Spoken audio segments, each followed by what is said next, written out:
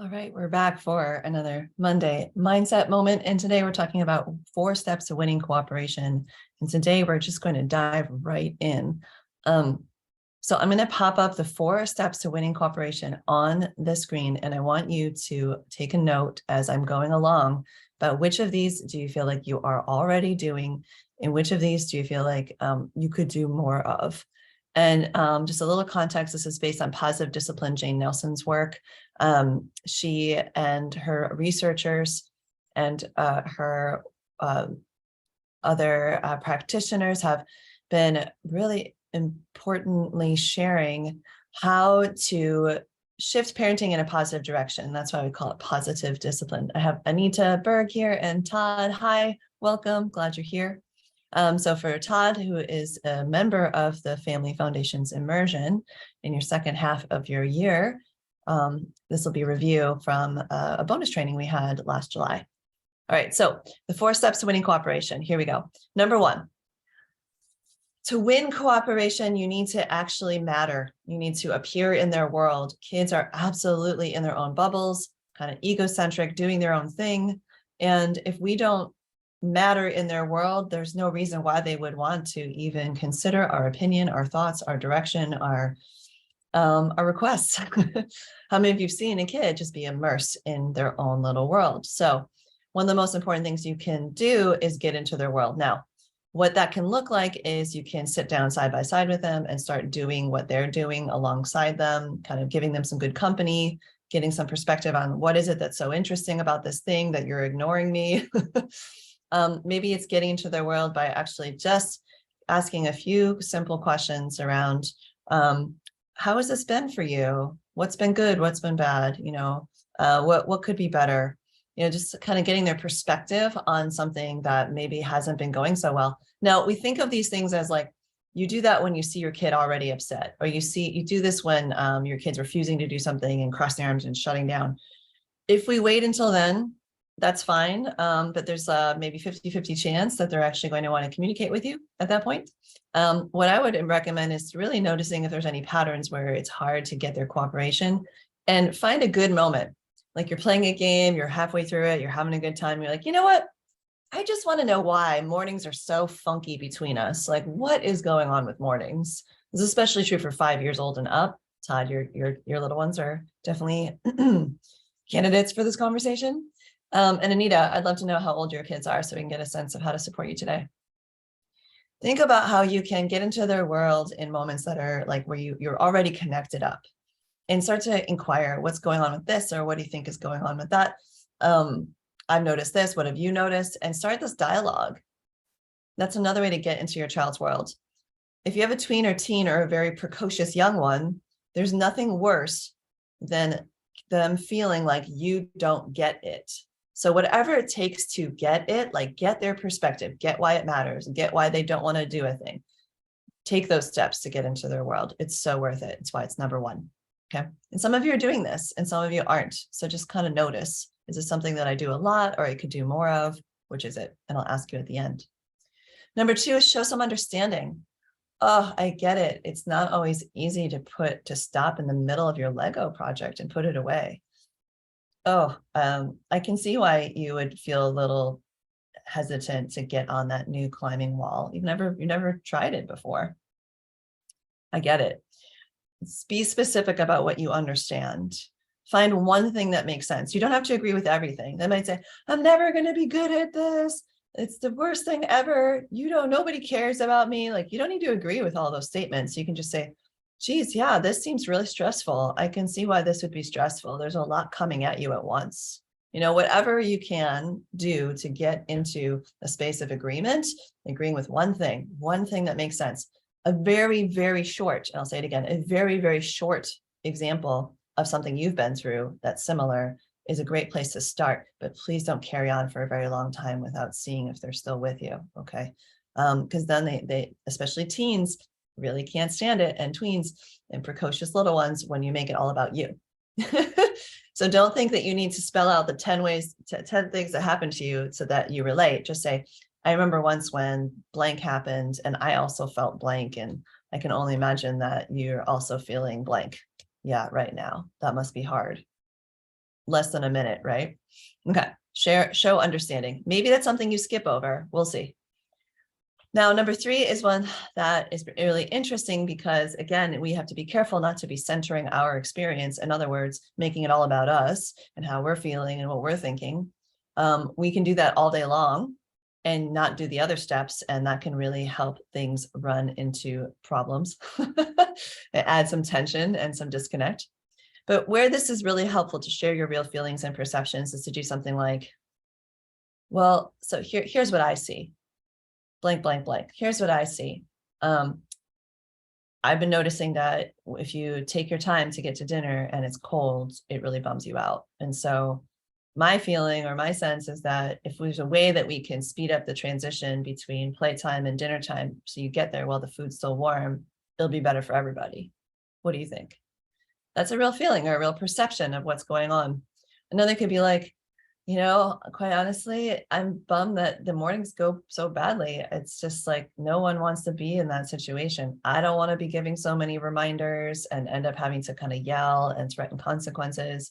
I bet you don't want to be getting so many reminders over and over again and kind of getting pushed along. There's got to be a better way here, right? So sharing your real feelings and perceptions means that after you've taken the time to get into their world, that's why it's 1, 2, 3, number 3, and you've shown some understanding, likely that the child is going to be more open and receptive to hearing your thoughts and feelings. If we skip 1 and 2, kids might take it as a confrontation, like you're bowling in with what you want, what you need, what you think, and what you feel, and it's all about you. And either they're going to please you or not please you, upset you or not upset you. And where are they in this equation, right? So it's why it's important that we do it, but there's a reason why it's number 3. I bet you can feel into that. I wonder. Let me know in the comments. Like, right. Like, think about if you're sitting at your desk or if you're in your work environment or even in a school classroom or something from the past or current, if you're studying things, like you're here right now. And if I just came in and said, you know what you should do? You should change everything about this.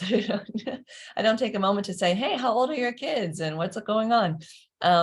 It just doesn't land as well, right? And also notice I'm asking a lot of questions and making some suggestions, but I'm not telling you exactly what you should do. There's no finger wagging here, right? There's suggestions and things to avoid, but not the finger wagging. And we, for some reason, feel very comfortable wagging our fingers at our kids and letting them know everything that we think and feel about what they're doing without really considering whether or not they're in a space to listen, whether or not they know that we are on their side, and whether or not we have even gathered enough information to make an informed statement.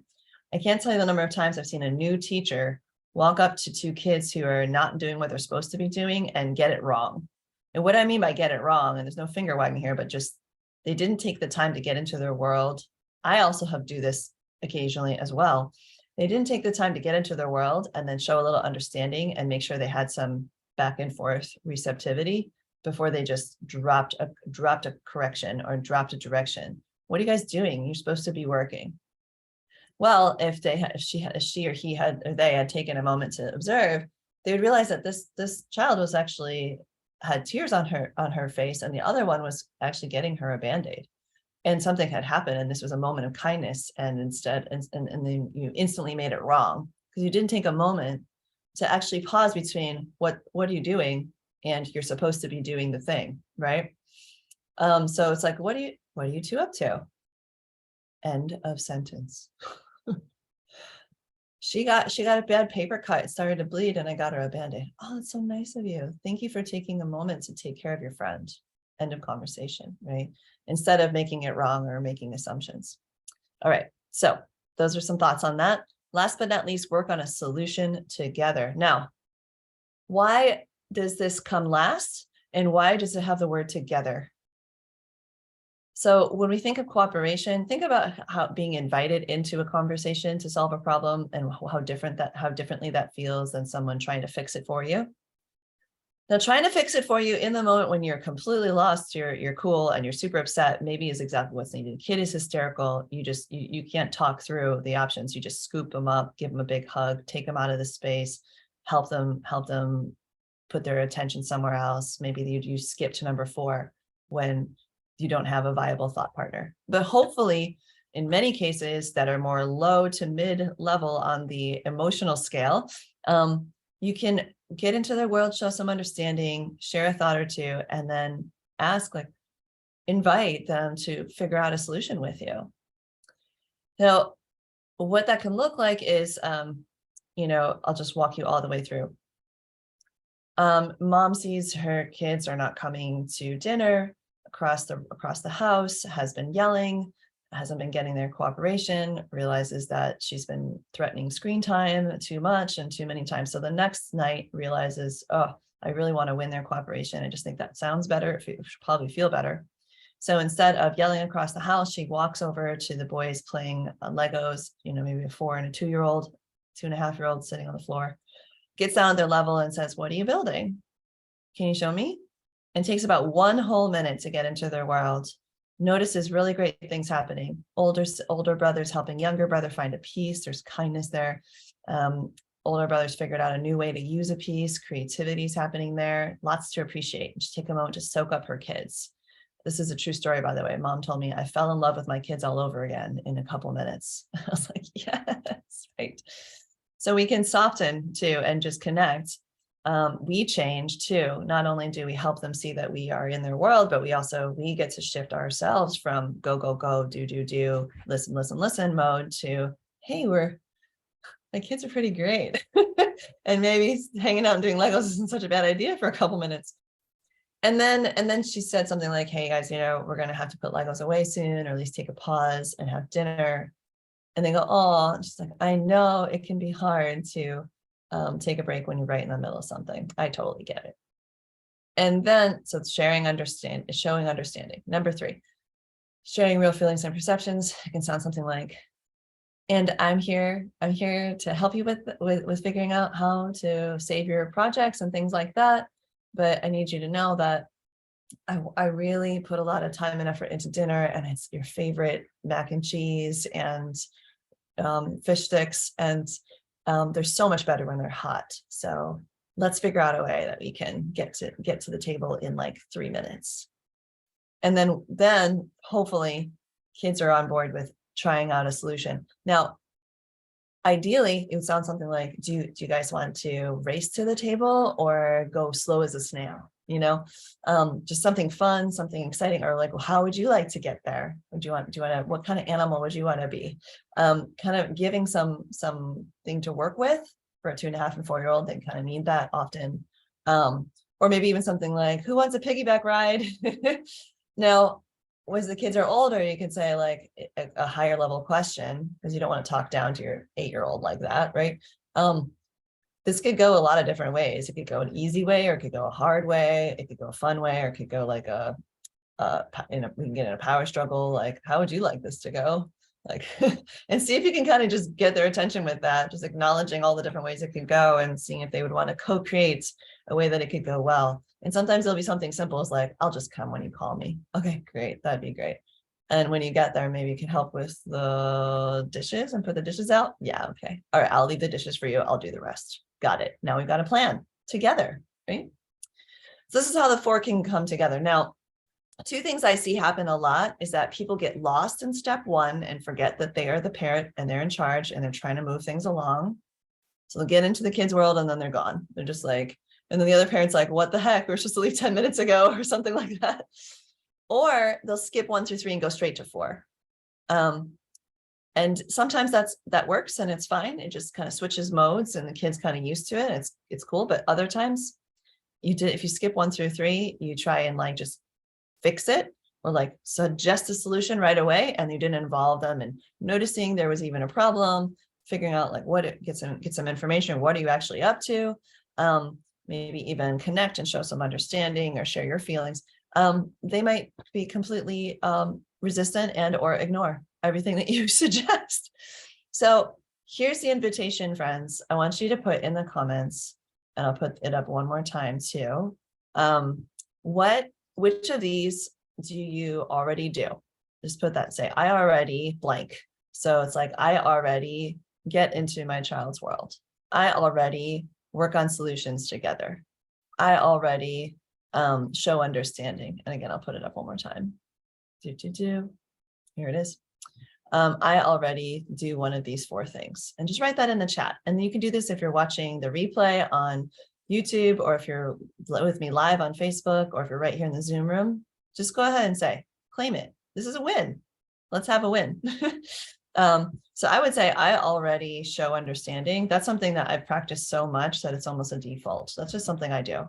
Oh, I have that comes out of my mouth a lot. Oh yeah, empathize. I feel that. But what I can forget to do is share my own thoughts and feelings and get into that solution mode. Now, other folks, the other place I see people get stuck is they skip all of it and go always straight to the solution. Fix it. Just fix it. Just do this. Well, you need to do this next.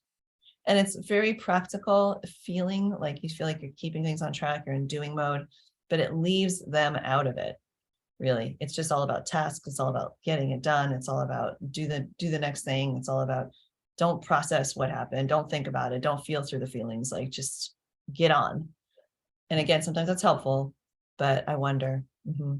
And then, so then whatever you tend to do, I want you to be aware of it and consider what you already do part of your strength, but then also notice what's something you might be skipping or not spending enough time on, right?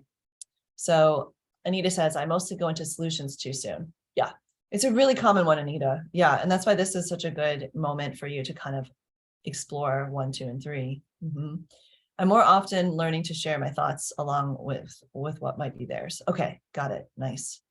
Yeah, so that's good to just build that in. And it doesn't mean that it has to go very slowly.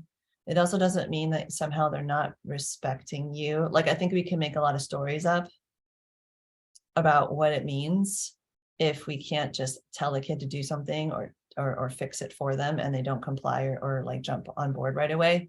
I think what this does is just acknowledge that there's a relationship here and that you're building a relationship and you're helping them become more open to collaboration, to teamwork, to your ideas, to sharing their ideas. And it's going to open up a flow of conversation and relationship boosting sort of communication.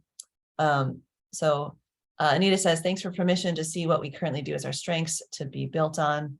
Not that it's bad that we only just do one. That's very helpful. Okay, good, Anita. Yeah, you're so welcome. Good. And I want you to be aware that this is a really great start. And you can absolutely run with this for some time and see some effects. And that's why it's like such a strong teaching point in positive discipline.